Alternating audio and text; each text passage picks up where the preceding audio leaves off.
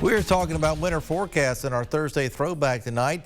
This year, the Farmer's Almanac is calling for a colder and snowier winter than usual. But just how seriously should we take these non-scientific forecasts? Let's go back to the year after the blizzard of '93 to see what the Almanac was calling for then. News 12's Thursday Throwback, sponsored by Kubota of Chattanooga.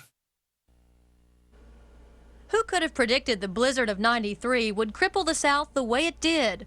Local weathermen were afraid to second-guess the storm more than a couple of days in advance. So who or what can you trust to give you an accurate weather forecast? Every year, it seems, more and more people turn to the Farmer's Almanac. But just how scientific is this $3 guide? It has cold and snowy about every 3 paragraphs.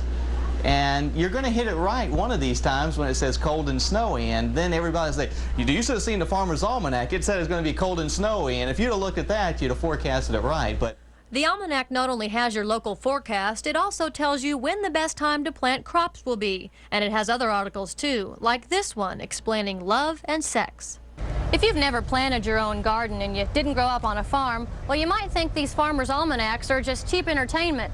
But come out to your local farmer's market and you'll find plenty of folks who swear by it. Back in the old days, that's all the farmers had to go on was the almanac. I mean, as far as knowing when the right time to plant and when the right time to dig, like potatoes, harvest the crops, and it just always worked.